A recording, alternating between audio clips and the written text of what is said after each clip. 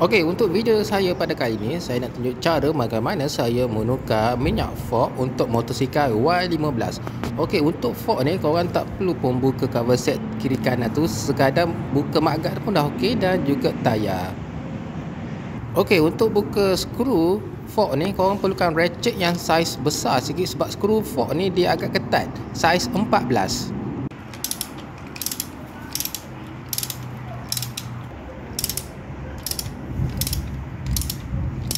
Okey, kita perlukan screwdriver mata lepeh, kita selitkan dan kita ketuk untuk menarik keluar batang fork itu.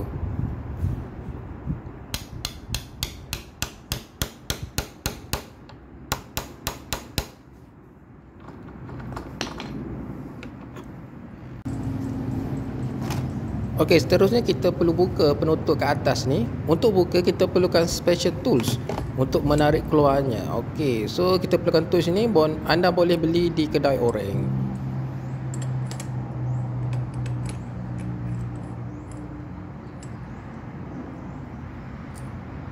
Okey, skru ni korang perlu ketatkan sebab nanti tak nak terlucut. Gunakan pelayar. Lepas tu korang pusing skru tu sampai dia tertolak ke bawah. Okey, kat sini kita boleh nampak besi bulat tu, kita umpil je guna screwdriver mata lepeh. Benda ni leceh sikit tapi korang boleh buat slow-slow.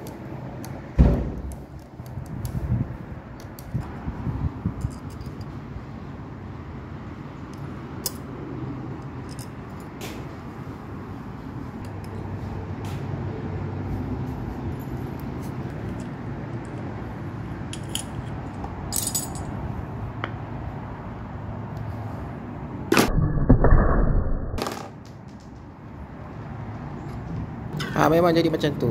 Okey, seterusnya kita keluarkan minyak fork. Cara nak keluarkan, kita gosok-gosok je macam tu. Okey, so minyak dah keluar. Okey, untuk minyak fork yang baru saya pilih Apido. Harganya saya beli kat kedai orang murah je, RM3 je. Okey, ini adalah sukatan dia 10 10 10 10. Okey, untuk fork Y15 saya ni saya nak letak kepada 65 ml. Okey, korang boleh guna padi gari yang besar, yang saya punya kecil ya. Beli yang besar sikit, yang saya punya ni 10 ml sahaja. So kita buat sikit-sikit.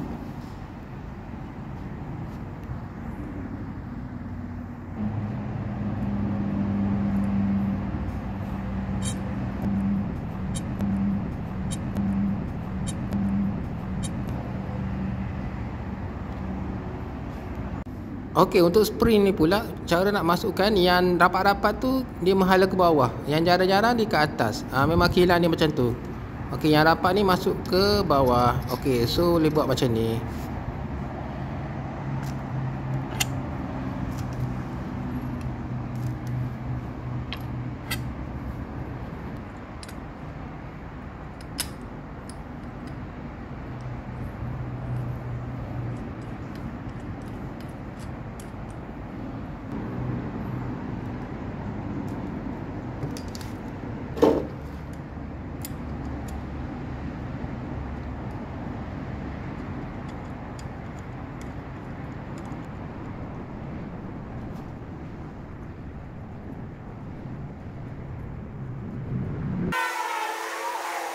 Okey, so kita masukkan klip. Kat sini kita boleh nampak dia macam longkan dia tu. Kita tolak je klip tu masuk ke dalam longkan dia. Kita ketuk-ketuk sikit.